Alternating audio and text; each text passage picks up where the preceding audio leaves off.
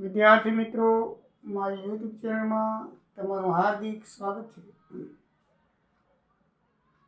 તમે 9મું ધોરણ પાસ કરી અને 10મા ધોરણમાં આવ્યા તે બદલ તમને શુભેચ્છા પાઠવું છું. મિત્રો, એસએસસીની અંદર ખૂબ મહેનત કરજો, કારણ કે તમારો આ કેરિયરનું વર્ષ છે. 10 અને 12 બંને ધોરણ કેરિયરના ગણવામાં આવે છે. 10મામાં 60% લઈ આવેલા હશે તો સારી સ્કૂલમાં એડમિશન મળશે, અને 12મા ધોરણની અંદર જો તમે 60% લઈ આવશો તો સારી કોલેજમાં એડમિશન મળશે. એટલે અત્યારે તમે વેકેશનથી જ તૈયારી કરવા માંડી જજો. આ 9 ધોરણ સુધી તમે વેકેશનની અંદર ખૂબ ફર્યા, પણ મિત્રો આ 10મા ધોરણની અંદર વેકેશનની અંદર તમે કમસે કમ ટ્યુશન તો જજો જ. 1-2 કલાક ટ્યુશન જશો, જેથી તમારું જે આગેકૂચ છે એ જળવાઈ રહે, સ્ટોપ ના થાય. કારણ કે તમને અમે વહેલી પરીક્ષા લેવાઈ જશે, ફેબ્રુઆરી-માર્ચમાં લેવાઈ જાય છે, એટલે વેકેશન તમને અમે લાંબુ પડશે.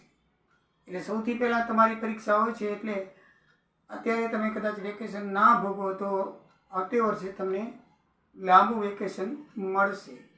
એટલે વેકેશનની અંદર પણ તમે જો ખાસ કરીને ગણિત, અંગ્રેજી અને વિજ્ઞાન આ 3 વિષયમાં બરાબર ધ્યાન આપશો તો તમને આગળના કેરિયરમાં વાંધો નહીં આવે. જેને ખાસ કરીને સાયન્સમાં જવું છે તેને તો બરાબર અત્યારે વેકેશનથી જ મહેનત કરવી પડે, જેથી કરીને તે 12મા ધોરણની અંદર 60% લાવી શકે. એટલે મિત્રો, હવે તમે 9મા ધોરણ સુધી જેમ કર્યું તેમ ચાલ્યું, પણ 10મા ધોરણની અંદર પેપર બોર્ડ દ્વારા લેવાય છે અને બોર્ડ દ્વારા જોવાય છે. એટલે તમારે ખાસ મહેનત કરવી પડે, અને પેપર કેમ લખાય, કઈ રીતે લખાય એ આપણે પછી જોઈશું.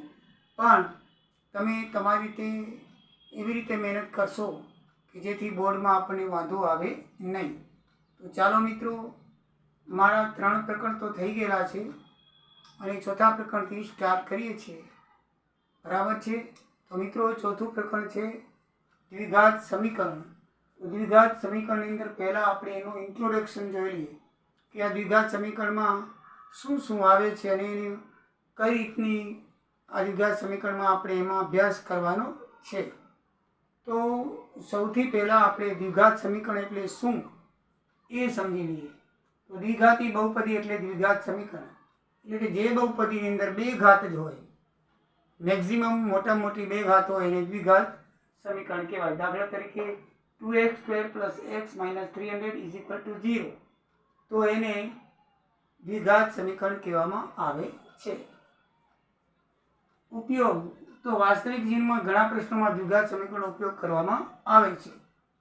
કોઈ ધાર્મિક ટ્રસ્ટને 300 થી 300 ચોરસ મીટરવાળી જગ્યામાં જેની લંબાઈ તેની પહોળાઈના બમણા કરતાં 1 મીટર વધારે છે તેવો પ્રાર્થના ખંડ બાંધવો છે, તો તે દ્વિઘાત સમીકરણથી તેનો ઉકેલ મળે છે. આ એક જાતનો ખુદ પ્રશ્ન છે. એ આપણે જ્યારે દાખલા ગણશું ત્યારે જોઈશું, પણ જીવનમાં એ ઉપયોગી બને છે એ માટે આ તમને સમજાવવામાં આવ્યું છે. અલગ અલગ ગણિતશાસ્ત્રીઓના મતે દ્વિઘાત સમીકરણ કેવી રીતનું છે એ જોઈએ. સૌપ્રથમ બેબીલોનવાસીઓએ દ્વિઘાત સમીકરણનો ઉકેલ મેળવ્યો, જેણે x² - px + q = 0 સમીકરણ આપ્યું. બેબીલોનવાસીઓ જે છે એને આ સમીકરણનું સૌપ્રથમ સમીકરણ આપ્યું હતું. પછી ગ્રીક શાસ્ત્રી યુક્લિડે લંબાઈ શોધવાની ભૌમિતિક રીત શોધી, જેને દ્વિઘાત સમીકરણનો ઉકેલ કહેવામાં આવે છે. ભૌમિતિક રીત એ આપણે જોઈ ગયા છીએ 9મા ધોરણમાં. ભારતીય ગણિતશાસ્ત્રી બ્રહ્મગુપ્તે a² + bx + c એ સૂત્ર આપ્યું. તો જે ભારતીય ગણિત શાસ્ત્રી બ્રહ્મગુપ્ત છે એને a² + bx = c નું સૂત્ર આપ્યું.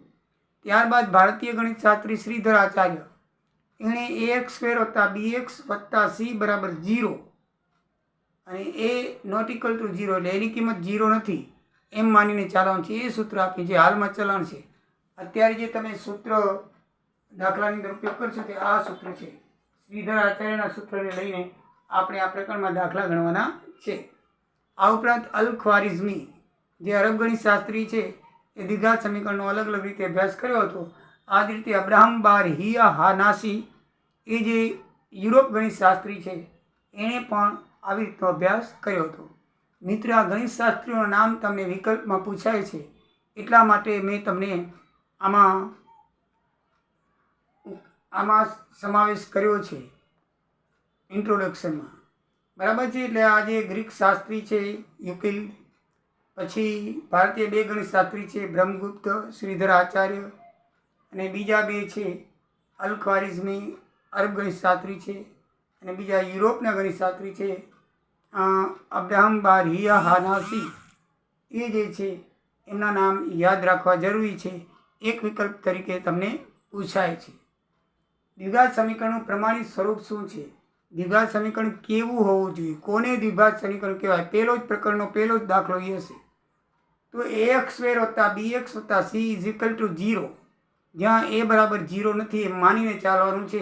કારણ કે 0 હોય ને તો એ દ્વિઘાત સમીકરણ રહેતું નથી. તમે a ની જગ્યાએ 0 લગાવો એટલે 0 × x² કરો એટલે આના આખા પદની કિંમત 0 થઈ જાય. ખાલી bx + c વધે તો દ્વિઘાત સમીકરણ કહેવાય જ નહીં. કારણ કે જે ઘાત છે એ 0 થઈ જાય. ઘાત છે એ 0 થઈ જાય. એટલા માટે a ≠ 0 માનીને ચાલવાનું છે. b અને c 0 હોય તો ચાલે, પણ a 0 ના હોવો જોઈએ. સમજાઈ ગયું? ax² + bx + c = 0. a ≠ 0 છે ત્યાં એમ માનીને ચાલવાનું છે. જ્યાં x એ ચલ સંખ્યાઓ છે, જ્યારે a b c એ અચળ સંખ્યાઓ છે. આ a છે એ પહેલા પદનો સહગુણક છે, b છે એ બીજા પદનો સહગુણક છે, અને c છે એ અચળ પદ છે. આમ તો ત્રણેય અચળ પદ છે. અચળ પદ વાસ્તવિક સંખ્યાઓ છે, એટલે કે 1 2 3 4 જે ગણતરીની સંખ્યાઓ છે એને abc માનવાનું છે. અને x ની કિંમત આપણે શોધવાની હશે, જે ચલ સંખ્યા કહેવામાં આવે છે. આ સમીકરણના 2 બીજ હોય તો એકને આલ્ફા કહેવામાં આવે છે અને બીજાને બીટા કહેવામાં આવે છે. અને એનું સૂત્ર આ પ્રમાણે અહીં શોધવાનું હોય છે. એ સૂત્ર ગયા પહેલાં આપણે એનું જે બીજનું સ્વરૂપ છે એ જાણી લઈએ, પછી આપણે સૂત્ર ઉપર જઈશું. બરાબર છે. દ્વિઘાત સમીકરણ ax² + bx + c = 0 માટે b² - 4ac ની કિંમતને વિવેચક કૌંસમાં d કહેવામાં આવે છે. એ તમે ગુજરાતીમાં એને વિવેચક કહેવામાં આવે છે, અને કૌંસમાં જે શબ્દ આપ્યો છે એ સંકેતનો ઇંગ્લિશ શબ્દ છે b² - 4ac. એટલે d = b² - 4ac કહેવાય, અથવા વિવેચક બરાબર b² - 4ac કહેવાય. તમે એમ કે d શોધો તો b² - 4ac માંથી d શોધાય.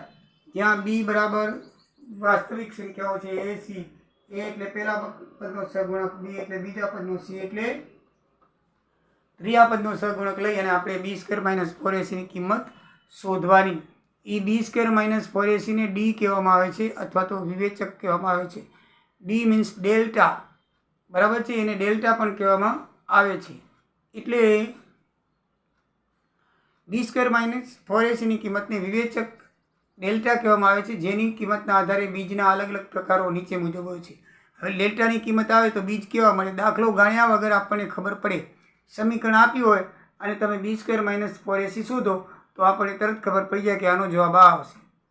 એટલે જો વિવેચક d ની કિંમત એટલે કે ધન હોય, એવી હોય ધન, b² - 4ac કરો અને એનો જવાબ ધન સંખ્યામાં આવે તો એનો બીજ છે ને વાસ્તવિક અને ભિન્ન હોય, અલગ અલગ હોય.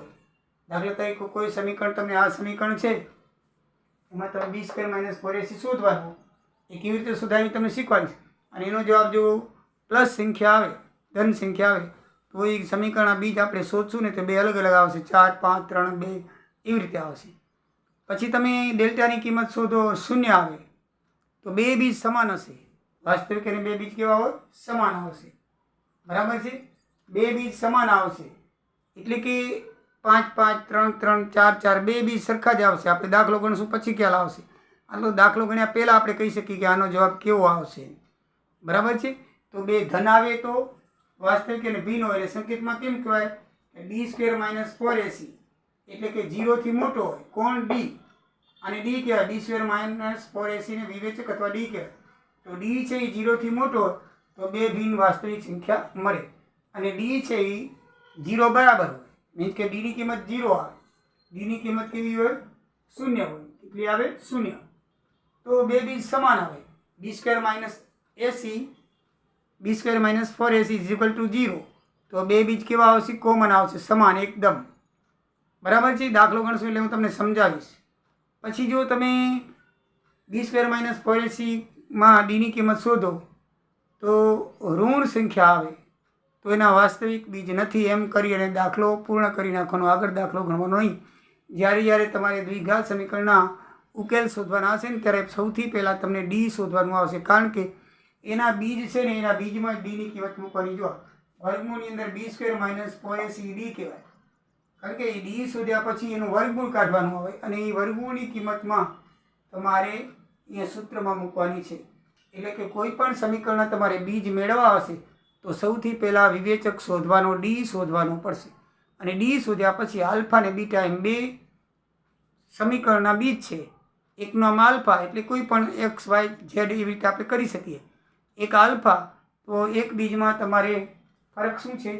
એમાં વત્તા ડેલ્ટા મૂકવાનો, એકમાં ઓછા ડેલ્ટા મૂકવાનો. વત્તા ઓછા શા માટે મૂકવો જોઈએ એ પણ તમને સમજાવું, કારણ કે ડેલ્ટાની કિંમત વર્ગમૂળમાં છે એટલે વર્ગમૂળ ઓછા હોઈ શકે ને વત્તા પણ હોઈ શકે. બરાબર? કોઈ પણ સંખ્યાનું આપણે ભલે લખતા નથી પણ કોઈ પણ સંખ્યાનું વર્ગમૂળ વત્તા ઓછા હોય.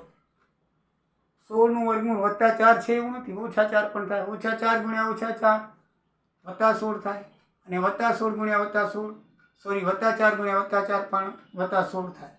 એટલે કોઈ પણ સંખ્યાનું વર્ગમૂળ પ્લસ માઇનસ હોય છે.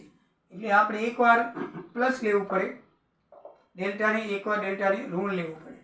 પ્લસ ને બાકીના આંકડા બધા એમ જ છે. જુઓ, ખાલી અહીંયા પ્લસ અને અહીંયા ડેલ્ટા ઋણ દર્શાવવાનો છે. એકવાર પ્લસ ડેલ્ટા કરીને જવાબ શોધવાનો, એકવાર ઋણ ડેલ્ટા કરીને જવાબ શોધવાનો છે. બરાબર છે? અને ટૂંકમાં લખવું, આ બે અલગ અલગ ન લખવા હોય અને ભેગું લખવું હોય તો માઇનસ બી કરી વત્તા ઓછા ડેલ્ટા વર્ગમૂળમાં છેદમાં 2a. આ રીતે છેલ્લું સૂત્ર છે એ બંને ભેગું છે એમ લખો તો ચાલે. ડી એટલે ડેલ્ટા, એની બી સ્ક્વેર માઇનસ 4ac જે કિંમત આવી હોય એ તમે વર્ગમૂળની અંદર મૂકી દો. પછી એનો વર્ગમૂળ કાઢો, એની કિંમત મૂકી દો, બીની કિંમત મૂકી દો. સમીકરણ આપેલું એટલે એ એટલે પહેલા પદનું સહગુણક અને બી એટલે બીજા પદનું સહગુણક થાય. બરાબર છે? એ તમે મૂકી દો એટલે તમારો જવાબ મળી જાય. એકદમ ઇઝી અને સહેલું છે મિત્રો. પણ તમે દાખલા ગણીશ એટલે તમને બરાબર સમજાઈ જશે.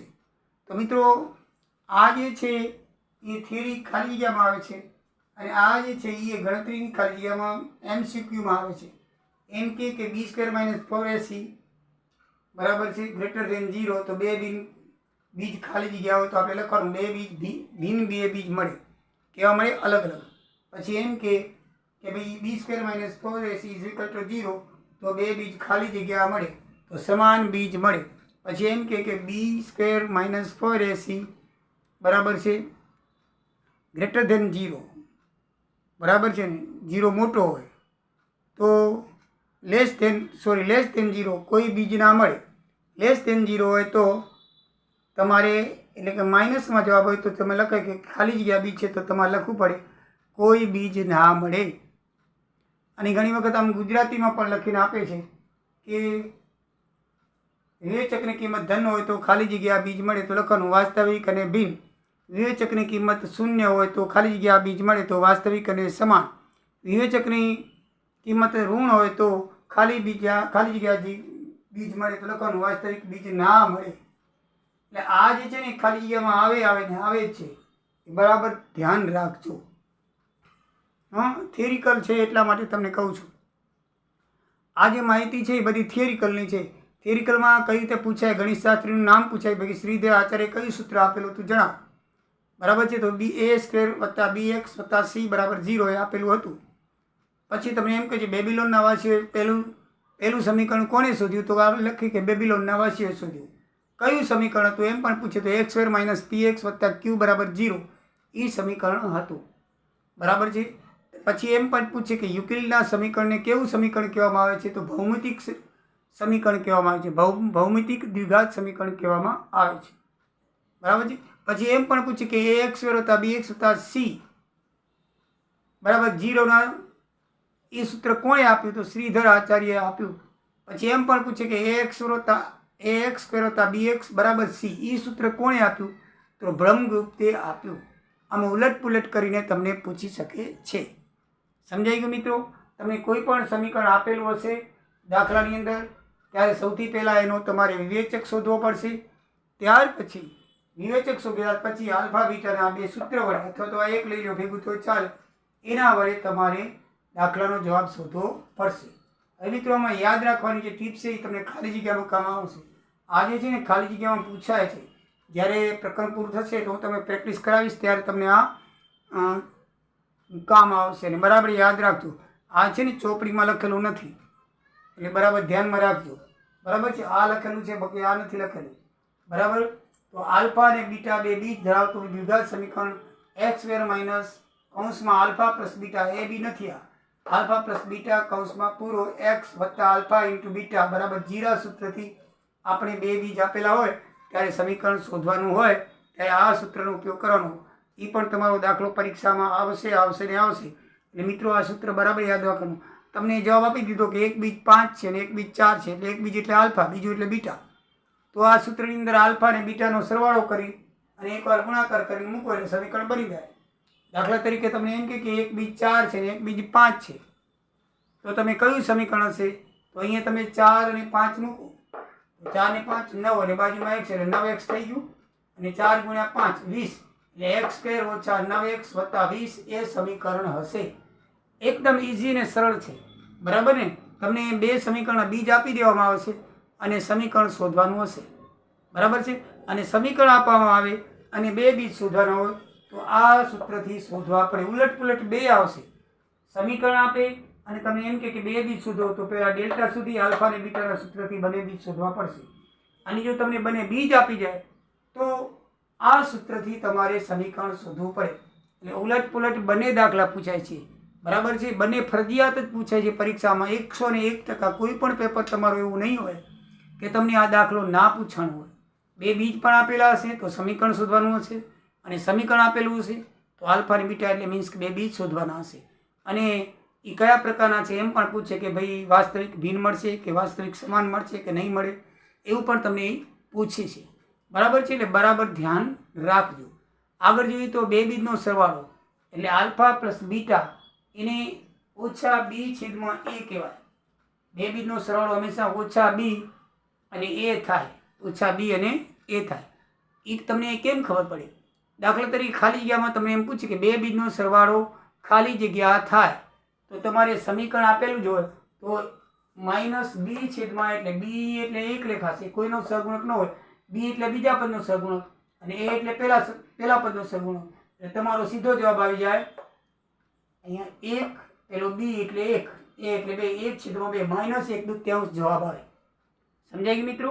બે બીજનો સરવાળો આલ્ફા પ્લસ બીટા બરાબર ખાલી જગ્યા થાય. અથવા એમ પણ પૂછે કે 2x વર્ગ વત્તા x માઇનસ 300 ની અંદર બે બીજનો સરવાળો ખાલી જગ્યા થાય તો તમે તો બે બીજ શોધો, ગણો, પછી સરવાળો કરો એમ નથી કરવાનું. સીધું તમારે માઇનસ બી છેદમાં એ લઈ લેવાનો. બી એટલે બીજા પદનો સહગુણક એક, કોઈનો કાંઈ સહગુણક ન તો એક. તમે જોઈ લો પહેલાં અર્થની અંદર જે સમીકરણ આપેલું છે જોઈ લો. બરાબર છે? એની બીજા પદનો એક છે અને પહેલો પદનો 2 છે તો 1/2 એનો જવાબ આવી જાય. બે બીજનો ગુણાકાર કીધો હોય તો તમારે સી છેદમાં એ લેવાનું. તમને એમ પૂછે કે ભાઈ આ ફલાણું સમીકરણ છે એના બે બીજનો ગુણાકાર ખાલી જગ્યા થાય. દાખલા તરીકે આપણે આ સમીકરણ લઈ તો એને તમે કે સી છેદમાં એ, સી એટલે ઓછા 300 છેદમાં એ એટલે 200 ઉડી જાય એટલે માઇનસ 150 જવાબ આવે. ઉપર માઇનસ 300 મૂકો, નીચે એની કિંમત 2 મૂકો એટલે માઇનસ 150 આવે. મિત્રો હું તમને સમજાવું છું, પછી દાખલાએ સમજાવીશ. અત્યારે તમને સમજણ પડે તો ઠીક છે, નહીં તો દાખલા વખતે તમને સમજણ પડશે. એટલે આ મેં તમને લખ્યું છે ને એ ડાયરેક્ટ સીધા જવાબ આપવાના ખાલી જગ્યામાં. ખાલી જગ્યામાં આપણે જે એમસીક્યુ પૂછાય છે પહેલા પ્રશ્નમાં એમાં ગણતરી કરવાની હોતી નથી. એટલે ડાયરેક્ટ જવાબ આપવા હોય તો આ રીતે આપવાના છે. એ બરાબર તમે ધ્યાનમાં રાખજો. બરાબર છે? અને જો બે બીજ આલ્ફા અને બીટા છે તો તેનું દ્વિઘાત સમીકરણ ખાલી જગ્યા છે તો એનું દ્વિઘાત સમીકરણ જે આપણે પ્રમાણિત સ્વરૂપ છે એ જ લખી નાખવાનું. એક્સ સ્ક્વેર વત્તા બી એક્સ વત્તા સી બરાબર 0 એ લખવું પડે. બરાબર છે? પછી લખ્યું જો દ્વિઘાત સમીકરણના બે બીજ વિરોધી હોય તો આમ લખ્યું જો બે દ્વિઘાત સમીકરણ બે બીજ વિરોધી હોય તો બી બરાબર 0 લેવો, બરાબર છે. એમાં કે ની કિંમત શોધવાની આવશે. શું લેવાની આવશે? કે ની કિંમત. અહીંયા તમને kx આપશે. શું આપશે? kx. તો બી બરાબર 0 લઈ લેવાનું, તો કે બરાબર 0 કિંમત થઈ જશે. દાખલો ગણવાનો નથી. આ જે તમે યાદ રાખો કીધું છે ને, ડાયરેક્ટ જવાબ લખવાના છે. કઈ રીતે આવે બરાબર ધ્યાન આપજો. એક તો હું ઘણી છેલ્લે તમને ખાલી જગ્યાની પ્રેક્ટિસ કરાવીશ, ત્યારે તમને બરાબર ખ્યાલ આવશે. તો મિત્રો બી બરાબર 0 લઈને કિંમત કરવાની. જો દ્વિઘાત સમીકરણમાં બે બીજ એકબીજાથી વ્યસ્ત હોય તો એ બરાબર સી થાય. એ બરાબર શું થાય? સી થાય. તમને અહીંયા ઓછા કે મૂક્યું હોય પછી કીધું કે ની કિંમત ખાલી જગ્યા થાય, તો તમારે કે ની કિંમત 2 લખવાની, કારણ કે એ બરાબર સી છે. એ કે ની કિંમત લખી હોય, એ 300 ના લખ્યું, ખાલી કે લખ્યું હોય, ઓછા 300 ની જગ્યાએ ઓછા કે લખ્યું હોય, તો તમારે ઓછા 2 જવાબ સીધો લખી નાખવાનો, કારણ કે એ બરાબર સી થાય. જો બે બીજ એકબીજાના વ્યસ્ત હોય હંમેશા, તો એનો જે જવાબ છે ને એનો જવાબ હશે ને સી જ આવશે. બંને સરખા જ આવશે. એ આપણે દાખલા ગણશું ત્યારે સમજી લઈશું, પણ અત્યારે તમે બરાબર ધ્યાન રાખજો. જો દ્વિઘાત સમીકરણમાં બે બીજ સમાન હોય તો બી બરાબર 0 લેવું. બે બીજ સમાન હોય તો શું લેવાનું? બી બરાબર 0 લેવાનું. બે બીજ સમાન હોય તો તમારે શું કરવાનું છે? બે બીજ 0 લઈ લેવાના છે. આમ બે બીજ 0 લઈ લો એટલે તમને આવી જશે, બરાબર છે. તો હંમેશા તમારે બે બીજ 0 લો એટલે તમારો જવાબ આવી જશે. આ બરાબર ધ્યાનમાં રાખજો. તો મિત્રો, આ જે પ્રકરણ છે એનો ઇન્ટ્રોડક્શનની અંદર તમને કોઈ જાતની કાંઈ ખબર ન પડી હોય તો કોમેન્ટમાં લખજો, તો હું તમને વળી વિગતવાર સમજાવીશ. બાકી હવે નેક્સ્ટ વિડીયોથી દાખલા ગણવામાં આવશે. તો તમે જરૂરથી તમારા મિત્રોને સબસ્ક્રાઈબ કરી અને તમે પણ સબસ્ક્રાઈબ કરશો. તમારા મિત્રોને ફોરવર્ડ કરીને સબસ્ક્રાઈબ કરવાનું કહેશો. મિત્રો, મારા વિડીયો જોશો તો તમને વધારે જાણકારી મળશે. આમ તો ઘણા બધા વિડીયો ઓનલાઈન આવે છે, પણ તમે મારા વિડીયો જોશો એવી હું તમને વિનંતી કરું છું. જો તમને બરાબર લાગે તો તમારા મિત્રોને ફોરવર્ડ કરજો અને તમે જોશો, બરાબર છે. યોગ્ય ના લાગે, તમને સમજવાનું ના ખબર પડતી હોય તો ના જુઓ તો મને કોઈ વાંધો નથી. પણ મિત્રો, હું તમને પાઠ્યપુસ્તક છે એનાથી વિશેષ જે પેપરમાં ખાલી જગ્યાઓ પૂછાય છે, બરાબર છે, જે MCQ પૂછાય છે, દાખલા પૂછાય છે, એના વિશે હું તમને હંમેશા ગણાવતો આવીશ અને તમને કહેતો આવીશ.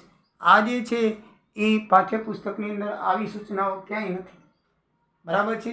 પણ દાખલાઓ પૂછાય છે પરીક્ષામાં, હું તમને પેપરમાં બતાવીશ, બરાબર છે. બરાબર કે ભાઈ બે બીજ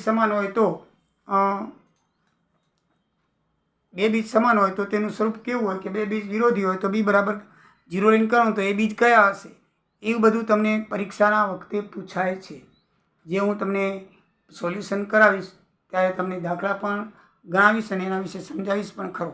એટલે વિશેષ થોડુંક જાણવા તમને જરૂર મળશે. ખાલી પાઠ્યપુસ્તકના જ દાખલાઓ નહીં હોય, પણ જે બોર્ડની અંદર પૂછાયેલા છે એવા પણ દાખલા આપણે લઈશું. પાઠ્યપુસ્તકના તો ખરા, ઉદાહરણના પણ લઈશું, પાઠ્યપુસ્તકના પણ લઈશું અને બોર્ડના પણ લઈશું. મિત્રો, આવજો. જય દ્વારિકાધીશ, જય સિયારામ.